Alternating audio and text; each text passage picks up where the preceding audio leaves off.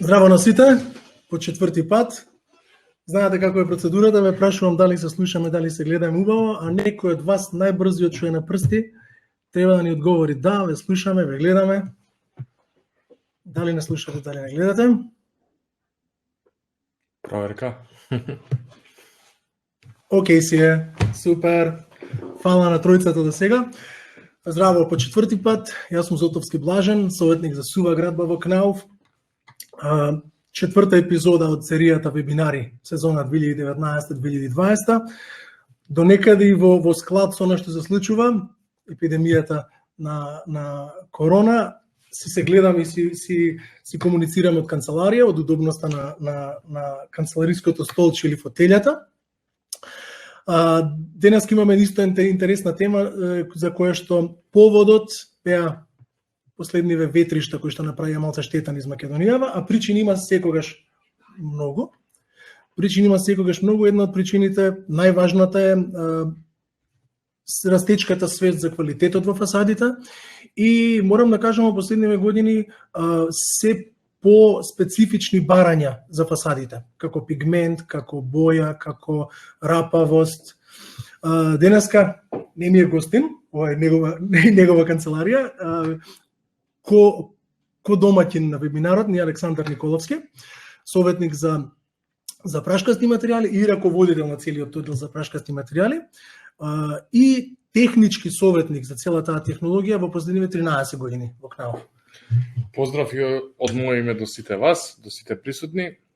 Интересна тема имаме денеска. Благодарам Блажен за поканата заедно да продискутираме неколку проблематики, некои нормативи околу примената на фасадните системи. Интересно, фасадните системи или фасадите се една од попопуларните теми во градежништвото, како кај инвеститорите, така и кај архитектите во последно време. Кај нас попопуларни од 2005 година навака, како контактни фасади или термофасади. И така да, со нивната се поголема популарност, се појавуваат се поголеми интересирања, поголемо напредување во изведбата на фасадите, поголеми барања од инвеститорите за одредени декоративи и така натака. Ние како Кнауф со тие барања на инвеститорите и изведувачите се трудиме да ги задоволиме сите апетити и сите решени, така да сме во чекор со барањата и на инвеститорите и изведувачите. Ми одговори 3 прашања кои што сакам да ти поставам. Повик до сите кои што не гледаат, во моментов имаме доста пријатели кои што не следат. Поставувајте прашања, слободно, можете на четот, можете на табот за прашања. И ќе започнеме со презентацијата.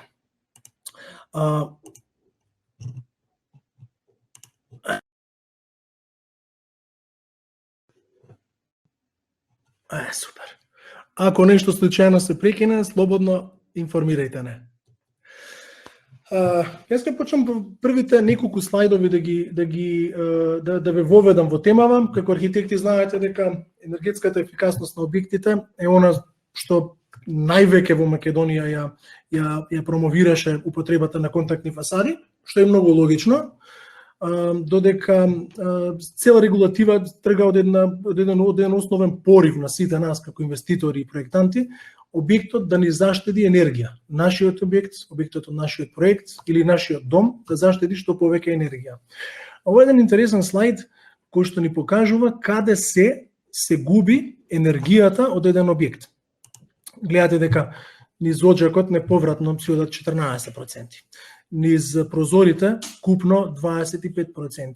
Тоа е негде 12% преку вентилирање на објектот, отварање прозор, 13% преку зрачење, преку подрумот околу 13% и преку кровот и ѕидовите, таму каде што Кнауф највеќе може да ви помогне, се губат скоро 50%.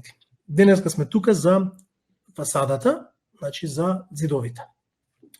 Македонија како регулатива прв пат по самостојувањето си донесе закон за енергетска ефикасност и правилник за енергетски карактеристики на зградите во 2013 година.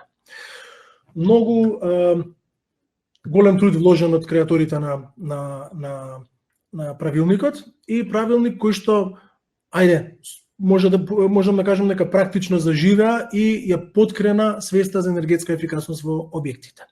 Па така секој проект почна да ги почитува оние не препораки, него законски вредности кои што треба да ги исполни. Например, она веќе легендарна 0,35 вати на метар квадратен Келвин за фасаден зид, тоа е изолација која што ја пропишува правилникот, до 0,6 према негреани простори, 0,9 према, речеме, во стамбени згради помеѓу станови.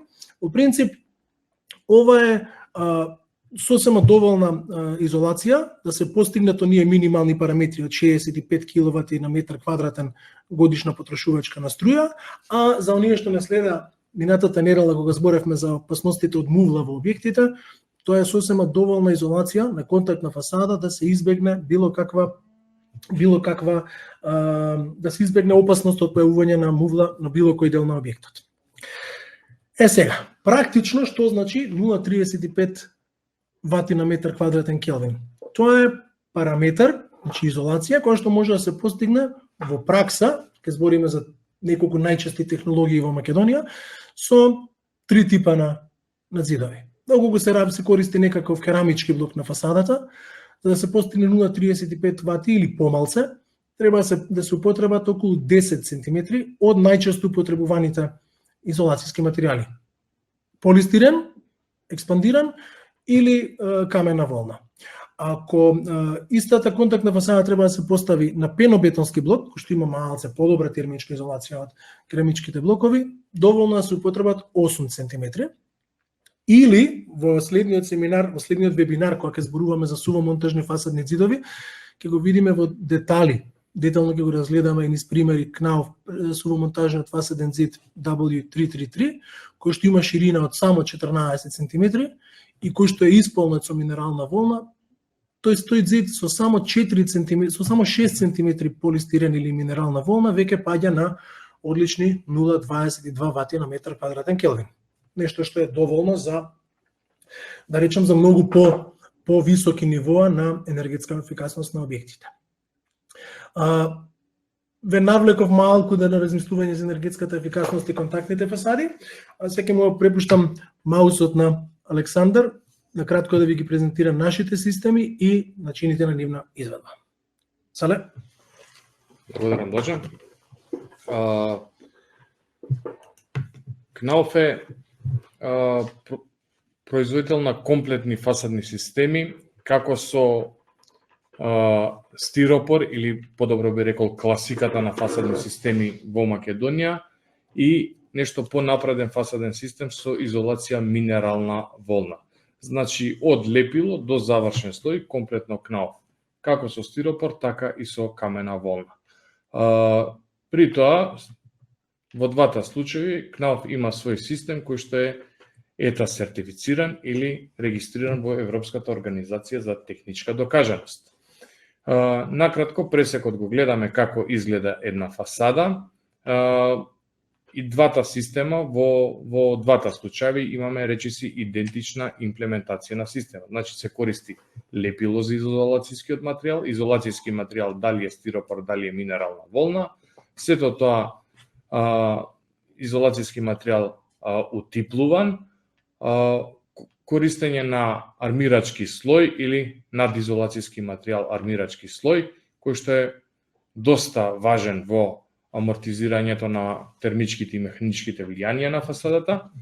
Армирачки слој во кој што е користено лепило и арматурна мрежица.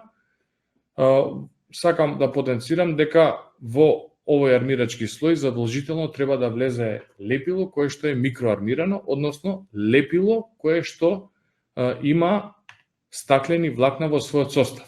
Што значи ова лепило се разликува од лепилото што е и за лепење на изолацијскиот материјал. При тоа, откако ќе залепиме, утипламе самиот изолацијски материјал и ќе го поставиме армирачкиот слој, следи премаз пред завршниот фасаден слој и завршен слој Knauf во случајов АДИ.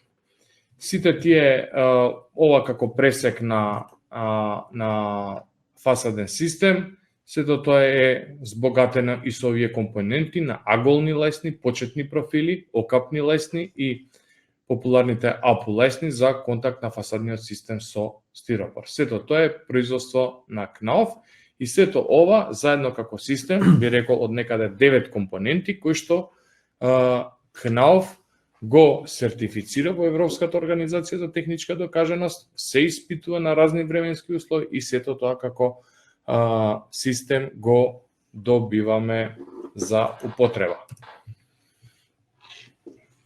Како и со камена волна, така и фасаден систем со стиропор ета сертифицира. Сите производи на Knauf располагаат со сертификати дека се произведени по европски нормативи.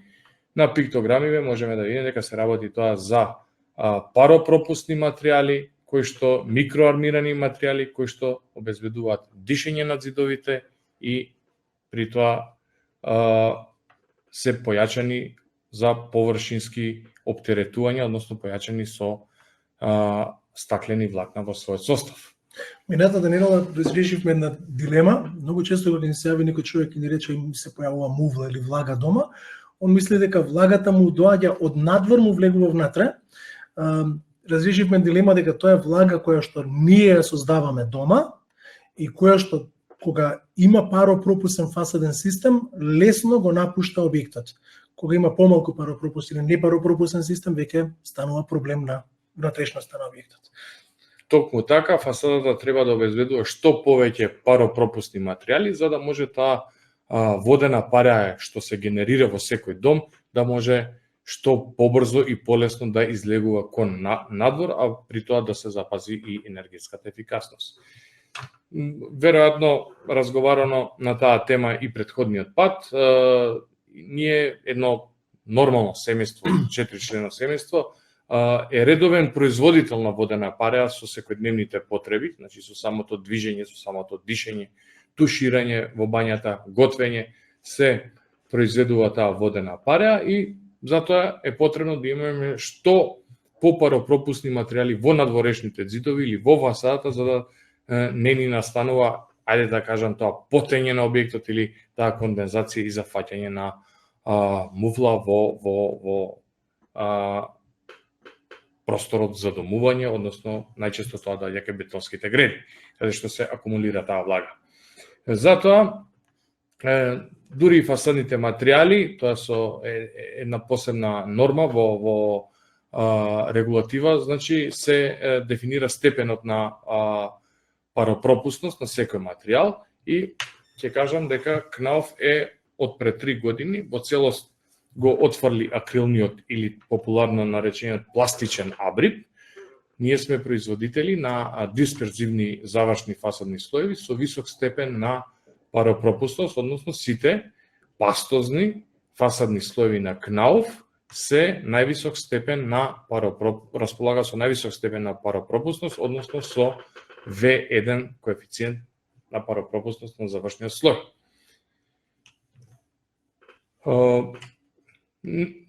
Би ги спомнал тука и не сакам да ги заборавам природните материјали.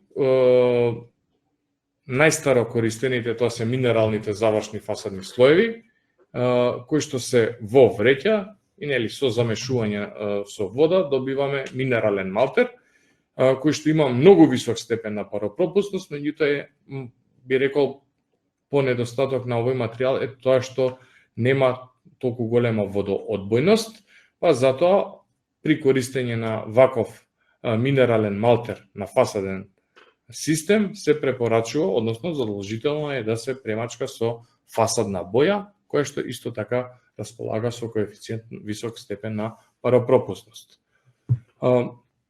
Ова е таа нова генерација на Knauf завршни фасадни слоеви, Окси, Ади и Кони, кои што веќе, како што реков, располагаат висок степен располагаат сите со највисок степен на паропропусност во својот состав.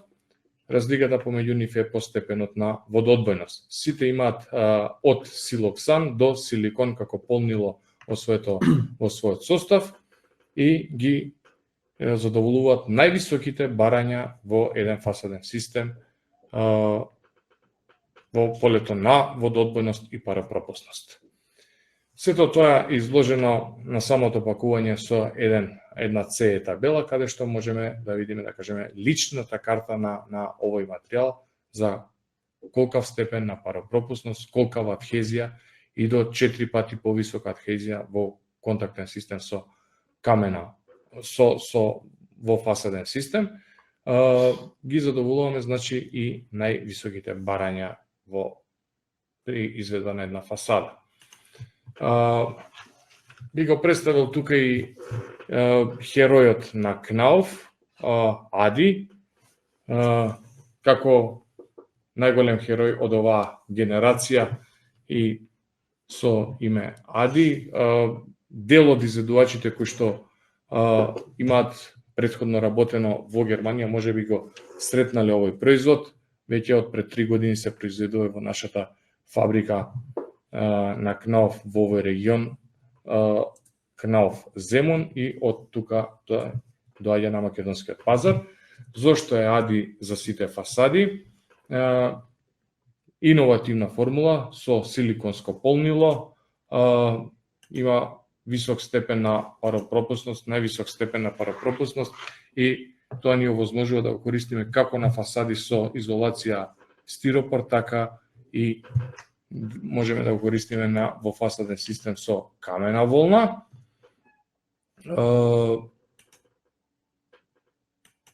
За паропропусност спомнавме дека е во највисок степен, бидејќи содржи и силиконско полнило, водоотпорноста му е на високо ниво и е поводоодбоен за разлика и од акрилните или пластичните малтери.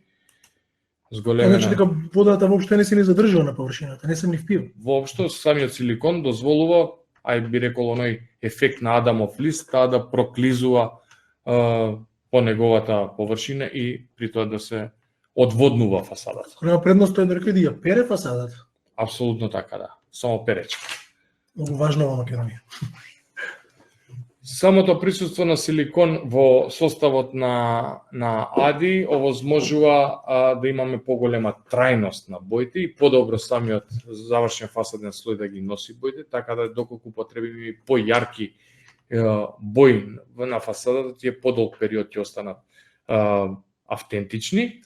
Целиот овој систем со Ади, претходно со лепилата, изолацијски материјал е сертифициран ЕТА сертифициран во Европската организација за техничка докажаност, го поседуваме тој сертификат, и она што би рекол дополнителна гаранција е самиот германски инженеринг, германски квалитет, бидејќи имаме докажано искуство со овој материјал повеќе од 40 години на европскиот пазар, односно во западните земји. Каде се произведуваат тој материјали?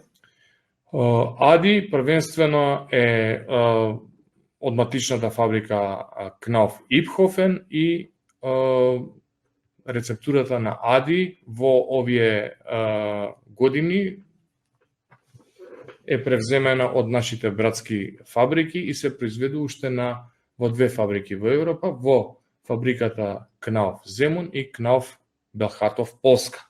Значи се на се Ади се произведува во 3 фабрики во Европа, и од логистички причини на македонскиот пазар доаѓа од фабриката од Земун.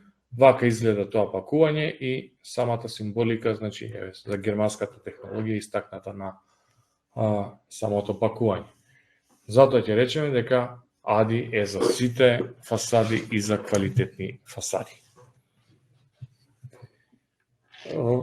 Едно од поинтересните теми во последно време кое што се јавува во кај фасадите е можноста фасадата како бележи на еден објект да се игра со естетиката и архитектурата. Добар дел од архитектите применуваат употреба на би рекол потемни бои, поатрактивни бои, повпечатливи бои, со цел да дојде до што поголемо истакнување на објектот, бидејќи самиот објект е одговор или дело на работата на секој архитект.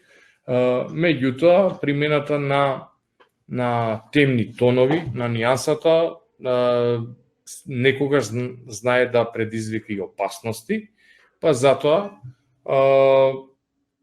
би рекол дека добар период во минатото и темните тонови беа табу тема во кај фасадите.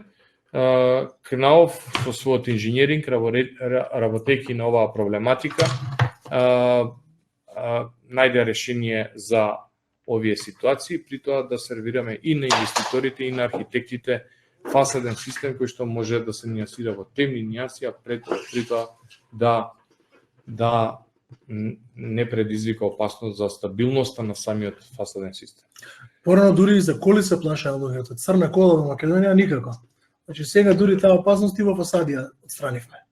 Па така нешто, да. Еве, од некој искуство, нели, во темна кола која ќе се остане летно време на отворен паркинг, кај што е изложено на сонце, кога ќе се влезе во незе, апсолутно мислам. Можеме да замислиме во домовите како. Да. Бојата на фасадата игра и како значена улога во стабилноста, старењето на фасадниот систем, а при тоа и во топлината во самиот дом. Самите пигменти, самите бои привлекуваат топлина од ултравиолетовите зраци и познато ни е дека што потемна боја, тоа поголемо привлекување на топлина од ултравиолетовите зраци. Сето тоа е означено на тон картите, значи апсолутна бела боја има вредност 100 или апсолутно црна боја има вредност 0 во тоа одбивање на топлината од ултравиолетовите зраци. Треба да при изборот на боја на фасада треба да гледаме да избереме што може боја со повисока ХБВ вредност, за да имаме што помалку привлекување на топлина од ултравиолетовите зраци. На сите ни е јасно летно време кога искочиме со црна облека што ни се случува. Истото на објект. Така и со фасада може да приметиме некој од постоечкиве фасади што е во потемна боја, кога има надвор 35-40 степени, да ја поставиме дланката на самата фасада па да видиме колку таа е загреана. Има буквално површини каде што може да се готви на нив буквално. Јас со термичка камера имам измерено еден црн објект во Скопје 82 степени во јули.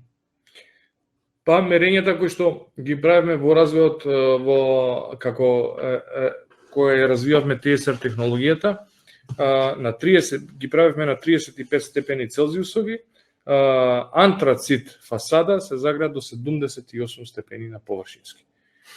Сето тоа што би значило? Тоа би значило дека во таква температура во текот на денот, кога е најактивно сонцето, и навечер кога ќе зајде сонцето доаѓа до ладење и до 20 степени, таква амплитуда на ладење и загревање доаѓа до самото лепило и самиот завршен слој нивно брзо старење, оптоварување термичко и може да дојде до појава на пукнатини, кои што во подоснежниот период тие пукнатини нели секако тука се акумулира, може да дојде до вода, па до мрзнење и така полека самиот фасаден систем да покаже слабост. Тука имаме една анимација како тоа изгледа. Ама нешто не се за анимацијава. Дека пастелни при 40 степени загревање на површината, белата фасада останува колку што и надворешниот атмосферската температура, пастелните бои се загреваат некаде 10 степени повеќе, додека сивите нијанси и темно-сивите доаѓаат до 70 и, како што реков, некои наши мерења до 80 степени. Марфи ево правило, 3 пати го пуштив анимацијава, преска успеа во живо кога си. Ќе го оставиме за следна прилика. Ќе ви го пуштиме линк. Да. Еве една установа или земеме еден пример училиште, што или во со кои препораки, во кои смерови да се иде на избор во кои насоки да се иде во изборот на нијанса за во фасаден систем, значи една оваква како што имаме горе лево кремаста нијанса, тоа е апсолутно изборна боја која што не привлекува многу топлина од атмосферата и го прави системот да биде долго време стабилен и свеж. Доколку примениме кон вториот или екстремно кон третиот модел на изборна фасада, апсолутно ќе имаме брзо бледење на боите и брзо старење на самиот фасаден систем и можноста да појава на пукнатини по неколку години пукнатини во самата фасада, а и при тоа разградување на целиот овој систем. Како КНАУФ се обидуваме да одговориме на овие предизвици. Ја имаме развиено TSR технологијата или Total Solar Reflection. Тоа е користење на пигменти кои што се богати со титан оксид и би рекол пигменти кои што имаат таа можност да ја рефлектираат светлината, односно топлината од ултравиолетовите зраци, би рекол пигменти кои што идентично на кремите за сончање, значи поседуваат компоненти кои што ги рефлектираат сончевите зраци. Така да една основна нијанса која што во тон картата е со ниско ХБВ вредност, може преку КНАУФ TSR системот да ја изработиме, да добиеме саканата боја, а при тоа да имаме одбивање на овие сончеви зраци и при тоа со користење на оваа технологија да направиме 15 до 20 степени од таа температура што се загрева да биде по-ладна фасадата. Знам дека на одредени изолацијски материјали производителите не препорачуваат температурата на површината да оди над 60 на степени Целзиусови, дури 50 некој ограничува. Тоа значи дека дури најтемните пигменти ние ќе ги донесеме у безбедна зона. Токму така, ги донесуваме во зона која што ќе биде поднослива за нивно оптоварување, да кажем.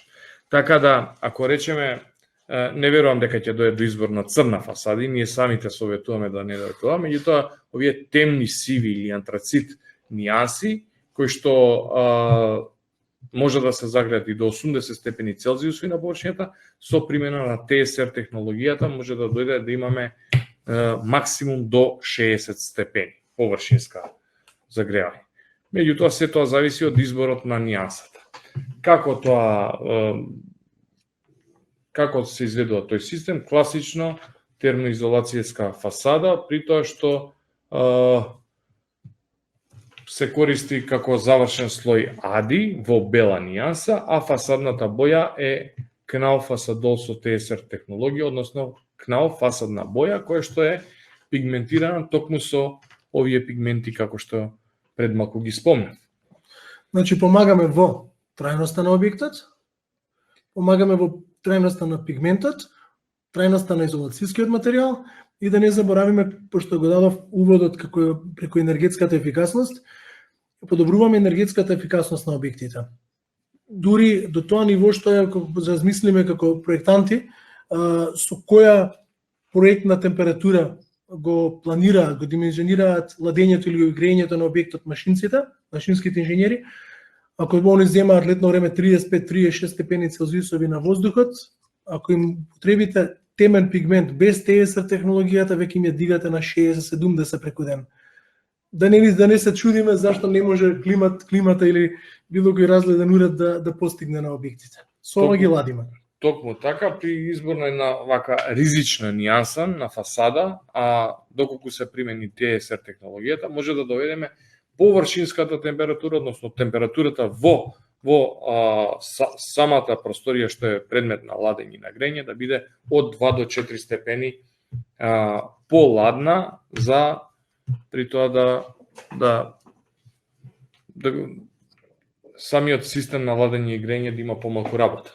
Многу интересна тема за архитектите. Како со пигментот на објектот 2 степени да го оладите објектот. Со TSR технологијата, значи Кнауф воведува има решение дури и за најпроблематичните нијанси што се однесува во фасадниот систем.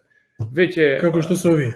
Веќе ваков пример во нашето соседство имаме. Ова е еден модерен нов стамбен комплекс во Нов Белград.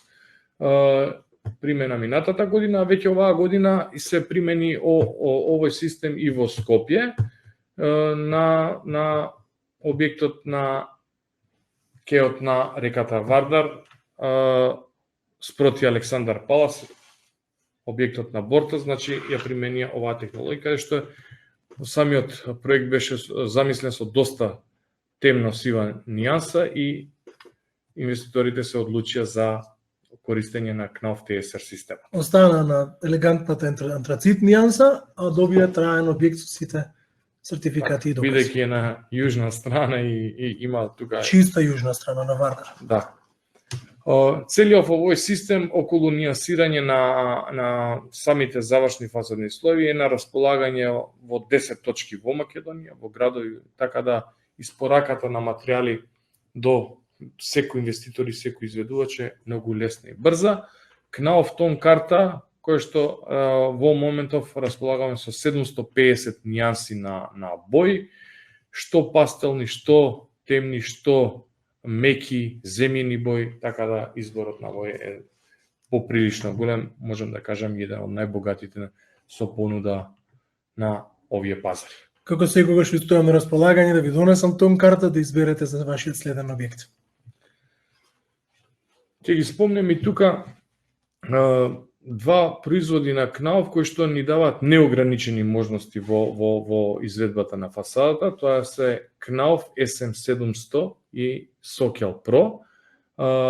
Тоа се малтери или лепила кои што се обогатени со големо количество на дисперзија и со влакна и при тоа може да се нанесат во подрачје на цокле, да се залепи изолацијскиот материјал во подрачје на цокле, секогаш препорачуваме XPS поради големиот степен на водоодбојност и отпорност на механички оштетувања. Значи сега обратно, додека горе зборевме за парадифузност, овде збориме за материјал кој што не смее да има капиларно качување на водата и кој што треба да има многу повисока класа на водоодбојност, значи како изолацијски материјал.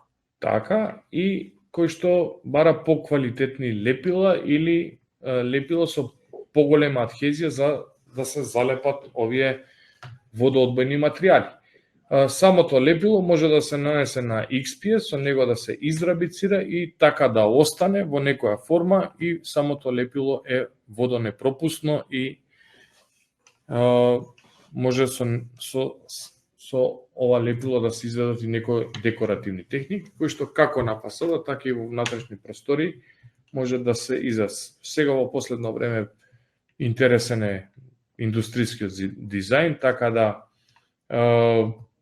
веројатно многу од архитектите или инвеститорите имаат желба да вградат фасада со апликација декоративна техника на дрво, на натурбетон, на природен камен. Сето тоа со SM700 Pro може да се изведе, да се заштити со велатура и така да стои долги години на фасада. Веќе неколку објекти вакви имаме изведено како во Скопје, така и во градовите во внатрешноста.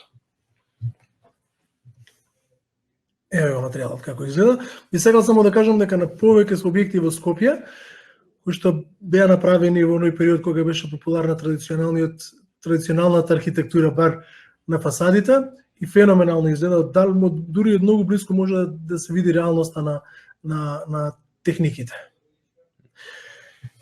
Дали имате некакви прашања, затоа што овде легуваме во последните 7-8-10 слайда, каде што ќе зборуваме за правилната техника на примена на фасадните системи. Не пишува, questions нема. Продолжуваме со правилната примена. Ја би сакал само како увод да дадам дека една наша менаџерка пред 7-8 години ми каже една многу интересен Податок, една интересен цитат, ми вика: Блажен, фасада е тужба што чека да се активира. Стално ја цитирам, затоа што многу е логично тоа што го кажа. Логично е затоа што фасадата е единствениот градежен елемент на објектот кој што е изложен на се, на удар на ветер, на УВ, на мрзнење, на високи температури, на механички јаки удари. Така да, кога збориме за важноста на изведбата и на материјалите, тоа е најважно кај фасадните системи.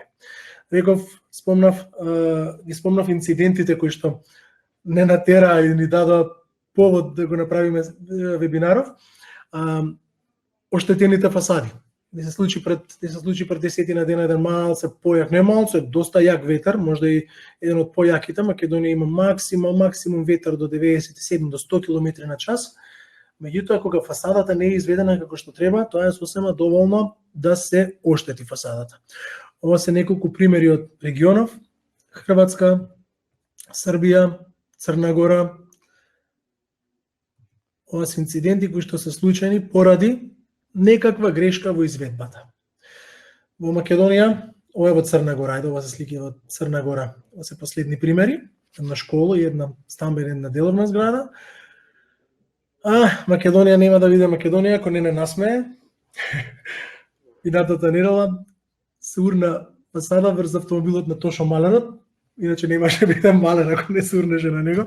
Ова е една зграда во Скопско Козле, во Тафталиџе, во Козле уствари. И нормално на фасада која што доби највеќе медиумско внимание, фасадата на Мепсо.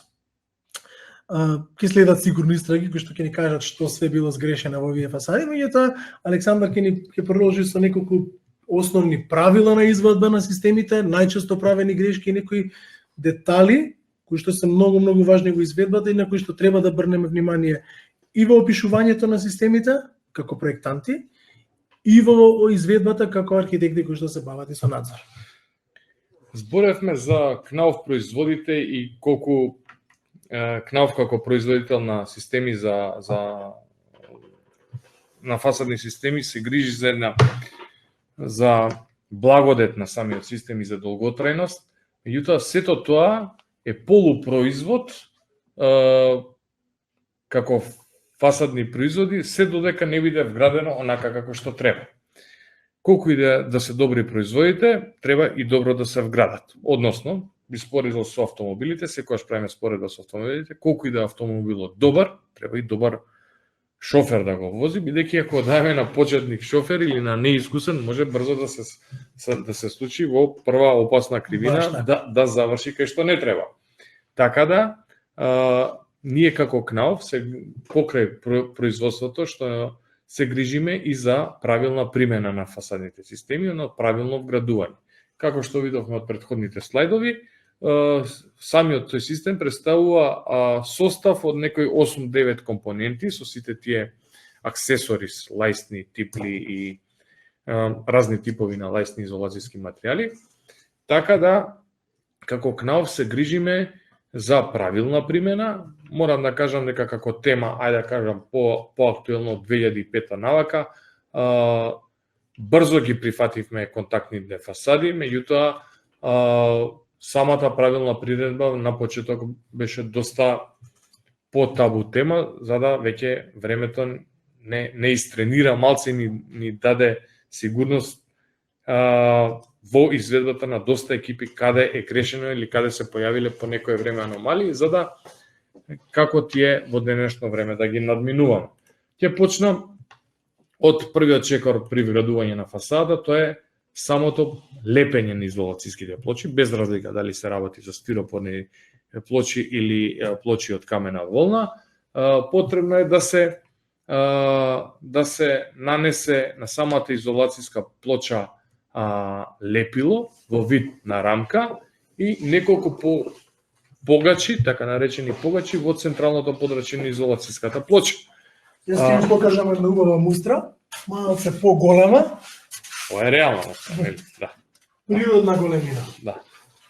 Значи ова е едно парче стиропор кое што е вака навидум грубо залепено, меѓутоа по сите правила и на покривање. Александар, што е најважно дека е ова покривање со изолација? Најважно е да се запази оваа рамка, бидејќи самата изолацијска плоча да биде самостојно залепена за фасадниот зид. При тоа, количеството на лепило да биде некаде минимум 35-40% од севкупната површина од изолацијската плоча. Сето ова кој ќе собереме, ние имаме минимум 40% лепило на изолацијската плоча. Оваа рамка е важна, бидејќи на претходните слайдови, како што видовме, сите од оние паднати фасади во регионов, во соседството и кај нас, се беа точкесто лепени повеќето. Така да, доколку не се употреби оној почетен профил на самата фасада, при јаки ветрови, доаѓа до удар на ветерот во зидот, доколку нема ваква рамка, тај ветерот ќе се провлече меѓу просторот, меѓу фасадниот зид и самата изолација и помеѓу тие топки ќе добие забрзување, го викаме ефект на оџак, и така да тој ќе добие забрзување и буквално ја избива цела фасада, односно, како што видовме, како теписони паѓаат фасадите. Во спремањето на вебинаров, отворив на YouTube, има десетици видеа, пишете само пала фасада или пада фасада, затоа што регионално најпопуларен јазик е српско-хрватскиот. Значи има десетици видеа каде што баш така како платно паѓа целата фасада, од некој ќошке почне, не дај Боже, дозгоре, се ролат надоле како килим, како првиот ветер штом се пробие помеѓу просторот на фасадниот зид и изолацијската плоча, веќе тука спасување на фасадниот систем нема.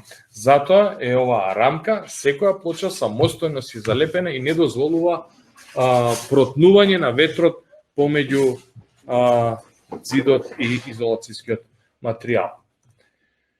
Значи,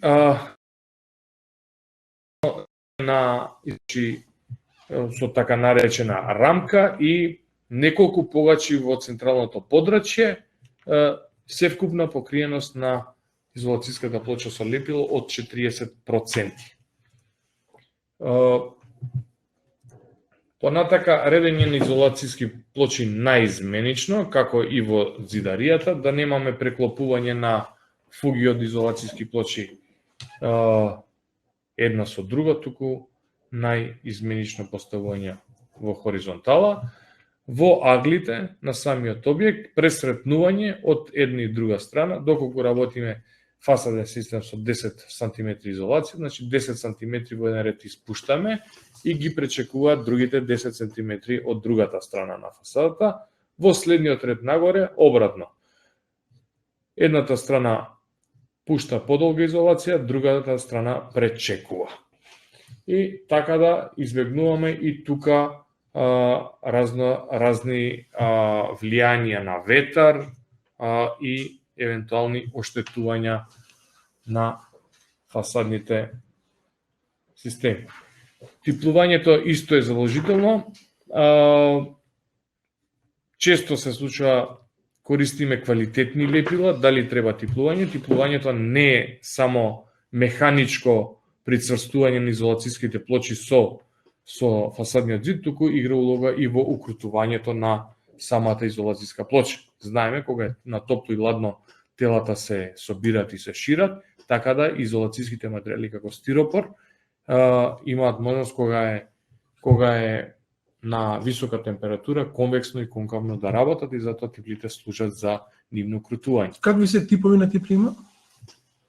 Најчесто во фасадните системи се користат со стиропор, се користат пластични типли, додека во фасадните системи со изолација користат типли со челични, токму ради против пожарноста што нуди тој систем. Супер. Ја тука само овој слайд би го превземал. Во инженерингот, планирањето на типлите зависи пред се од висината на објектите и од оптоварувањето со ветер. Многу е лесно да се пресмета се во ова, ќе ви помогнеме дури со една убава лесна табела. Објектите ги делиме висина до 10 метри, до 18 метри и над. До 5. Над, ова треба да пишува. Значи, за објекти до ова се број на типли по метар квадратен, колку типли треба да има во една ваква во еден ваков систем. Доколку покаже табелата дека во системот се потребни 6 типли на метар квадратен, ова е шемата на поставување на.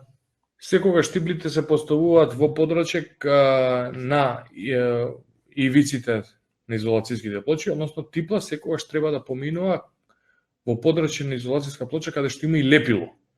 Така да самата шема ни дозволува правилно лепење, ни дозволува да си дефинираме и полињата каде што ќе има типли. Во објекти кои што се изложени кои што се во подрачје изложени на појаки ветрови, на ивиците, на страните препорачуваме и појачување, односно зголемување на бројот на типли. Највисоките згради во Македонија сосема доволни се 10 типли на метар квадратен. Така. Што се сложувате дека не е малку, 10 типли на метар квадратен е убава шема на распоредување на типлите, меѓутоа видовте на слика што се случува ако не е така. Еве го тоа што го кажува Александар, значи прво статички или да речам ги штитиме зградата од самиот ветер и нормално како секој материјал на топло и на ладно се шират плочите и веќе конвексно или конкавно ја менуваат формата. Значи тука ми помага типлата. Па првенствено за ова, значи типлата покрај и механичкото припојување на изолацијската плоча со зидот, бидејќи тука главната улога игра лепилото, типлата ја има оваа улога да ја укрути изолацијската плоча.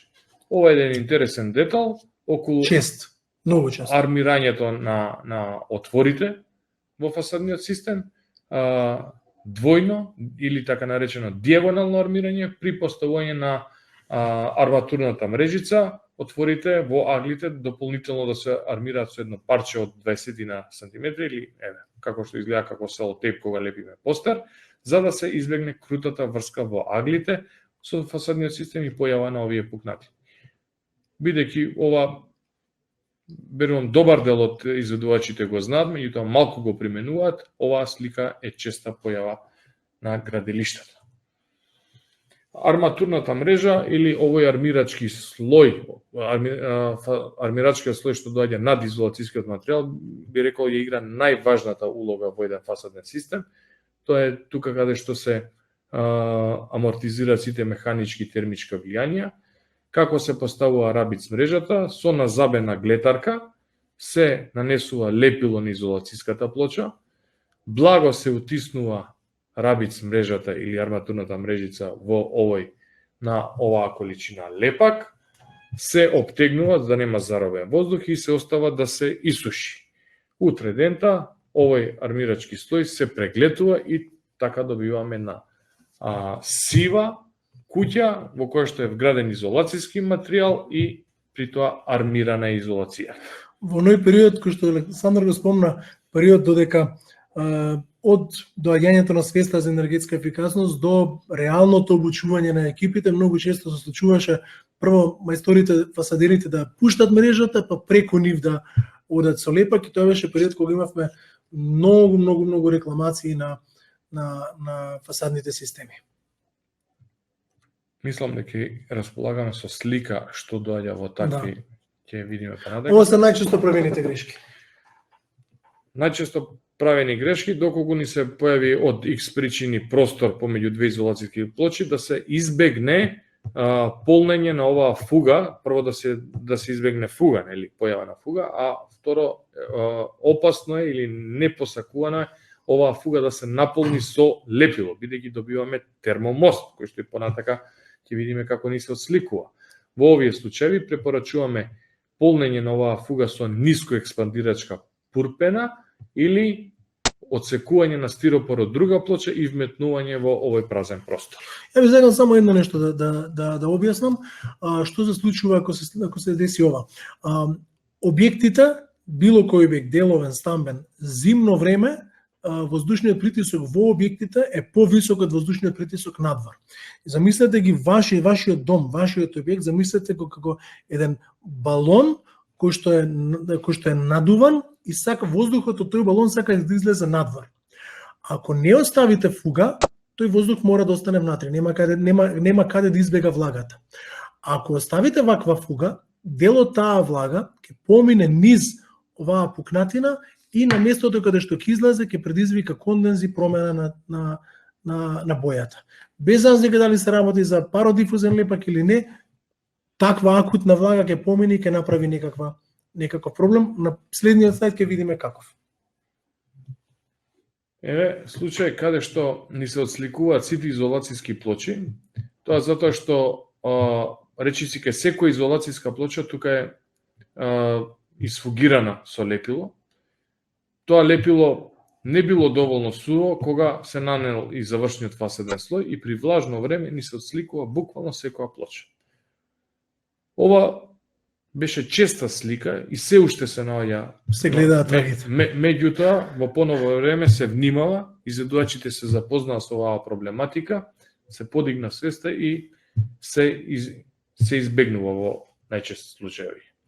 Еве, доколку арматурната мрежица, она Блажен што го спомна ти, не лежи на количество лепило, туку е пуштена врз изолацијата и премачкана одозгора со лепило и самото лепило колку фатило преку овие дупчиња на равиц мрежата, доаѓаме до ситуација кога буквално целата фасада или цел армирачки слој заедно со завршниот слој можеме да изљупиме фасадата буквално како пиперка.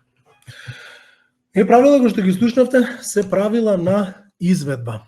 Не ги споделуваме само со вас како инженери, како проектанти, како надзори. Нормално дека под капата на оној голем технички сервис кој што сите ние го представуваме, така наречен Кнауф Академија, секојдневно се обраќаме на изведувачите на оваа тема на фасадерите, на другите теми на монтажиите, на сувомонтажерите. Во секој случај Кнауф Академијата годишно обучува голем број на фасадери. Ви стоиме на располагање. Секогаш кога имате објект кој што ви е важно квалитетно да се изведе фасадниот систем, обратете ни се. Тука сум јас, Сотовски Блажен, тука е колегата Александар Николовски. Секогаш сме ви тука да ви помогнеме да изберете, значи, точен систем. Рековме дека секако дека како и во секој градежен систем најважна фаза за архитектите е планирањето. Значи, тука сме ви стоиме на располагање правилно да го избереме системот. Збориме за тип на материјал, збориме за тип на пигмент, збориме за тип на изолацијски материјал, негова дебелина.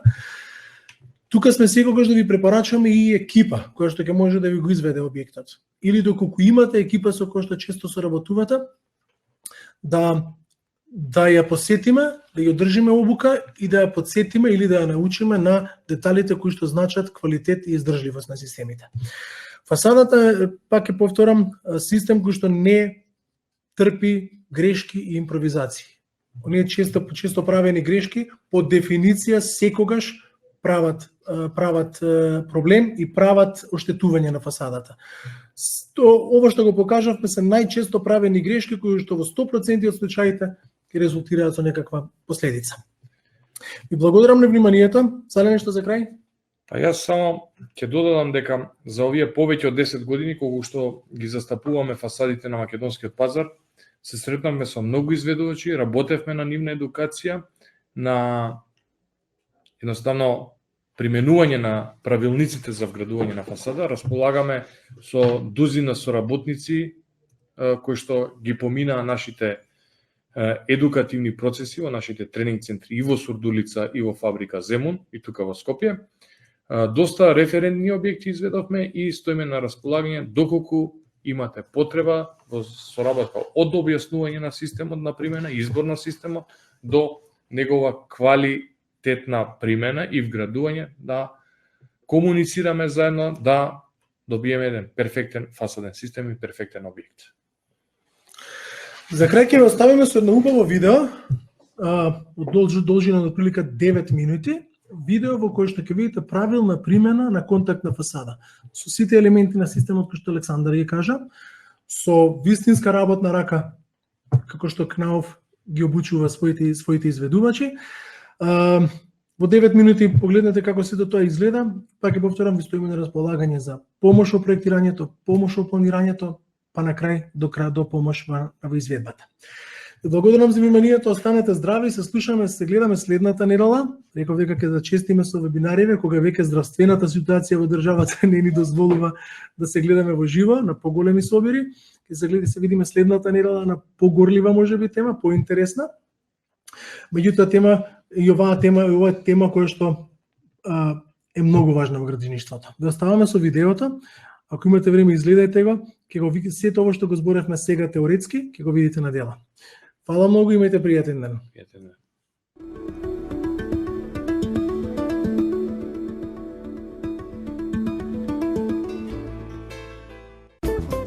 Sama pomisao na postavljanje izolacije asocira nas na ogroman posao.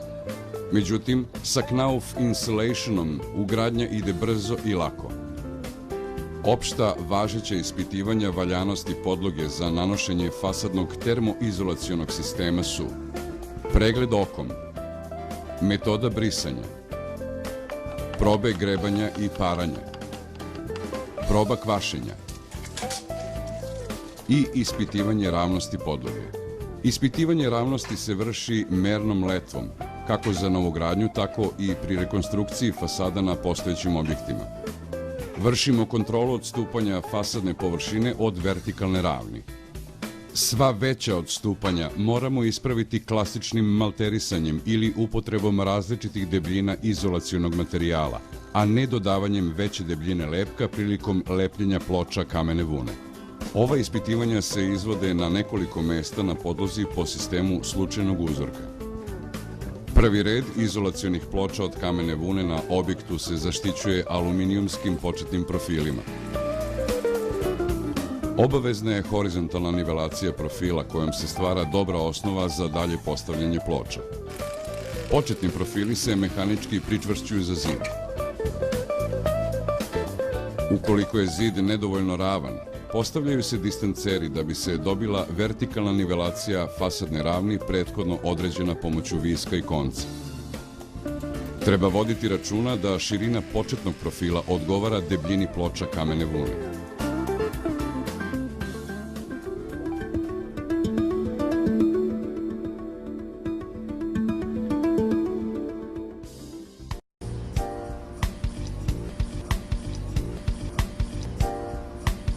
Prilikom lepljenja ploča koriste se lepkovi namenjeni specijalno za kamenu vunu. Prilikom nanošenja lepka za lepljenje treba paziti da između ploča kamene vune i podloge ne može da cirkuliše vazduh i da se ploče ravnomerno pričvrste za podlogu. Najpre se ručno gletericom nanosi sloj lepka na ploču kamene vune. Nanošenje lepka se vrši po metodi ivične trake i sa pogačama po površini ploče. Po obimu ploče nanosi se 5 cm široka traka, a u sredini ploče stavljaju se najmanje 15 cm velike pogače. Količina nanetog lepka treba da iznosi najmanje 40% potrebne kontaktne površine ploče kamene vune i zida. Sa postavljanjem ploča kamene vune treba krenuti od početnog profila odozdo na gore.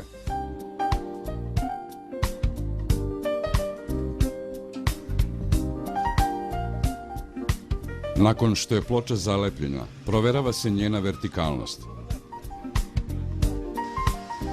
Naredni red se postavlja smaknuto u odnosu na prethodni za polovinu dužine ploče, minimum 30 cm smicanje ploča.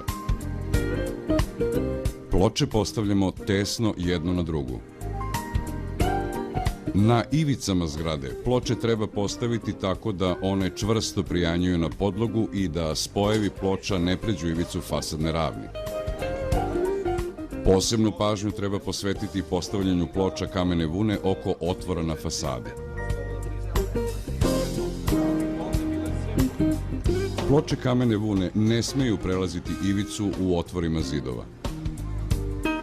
Ploče kamene vune oko otvora treba tako postaviti da se linije otvora ne podudaraju sa linijama spojeva tabli.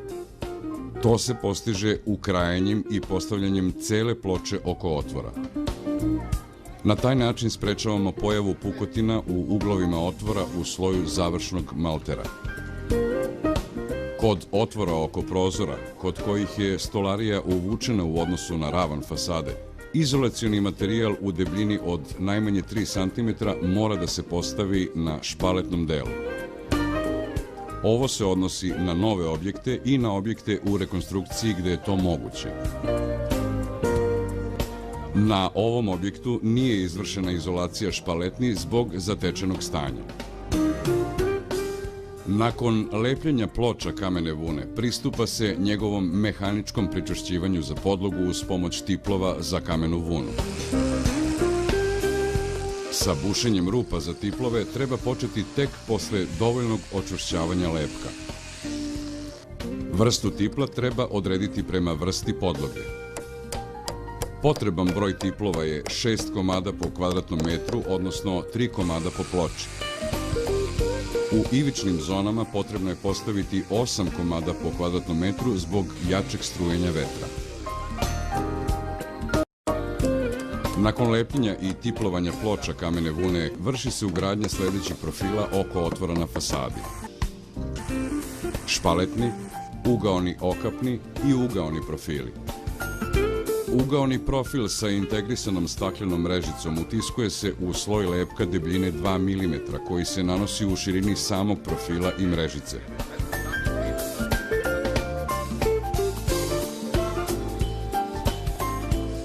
Postavljamo ih u uglove objekta i otvora na fasadi. Otvori na fasadi zahtevaju dijagonalno armiranje mrežicom od staklenih vlakana dimenzija 20 x 40 cm. Nju ugrađujemo u sam ugao otvora u sloju lepka debljine 2 mm koji se nanosi samo na mestu dijagonalnog armiranja. Na ovaj način sprečavamo nastajanje pukotina oko otvora. Ovo su radnje koje prethode nanošenju sloja lepka u koji se ugrađuje armatura, odnosno staklena mrežica. Pre izrade armiranog sloja po celoj površini fasade treba sačekati propisano vreme sušenja delova na kojima su ugrađeni profili i dijagonalna armatura. Najpre se ručno, ravnomerno gletericom nanosi sloj lepka na ploče kamene vune.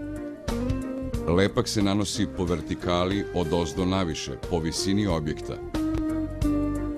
U sveže nanešen sloj lepka utiskujemo armaturu, odnosno staklenu mrežicu sa najmanje 10 cm preklopa i to blagim pritiskom gleterice, pri čemu treba voditi računa da je ne pritisnemo toliko da mrežica dodirne samu ploču kamene vune. Mrežica mora da bude u spoljašnjoj trećini lepka. Sledeća faza, odnosno izrada sloja za gletovanje, počinje nakon vremena koje je propisao proizvođač lepka. Nanošenjem ovog sloja lepka dobijamo ravnu podlogu za završnu obradu. Nominalna debljina sloja u koji se utiskuje staklena mrežica i sloja za gletovanje iznosi 5 mm.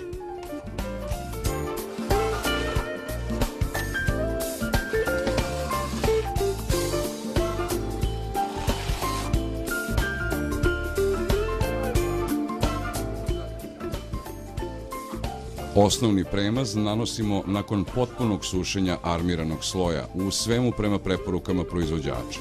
On obezbeđuje dobru adheziju između armiranog sloja i dekorativnog završnog sloja maltera.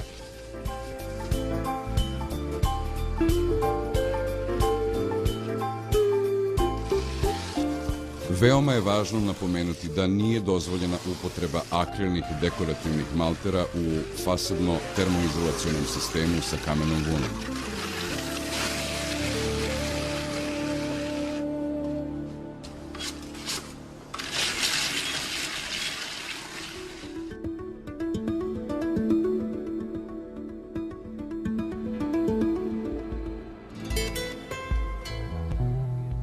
Dakle, ugradnja kamene vune Knauf Insulation je završena.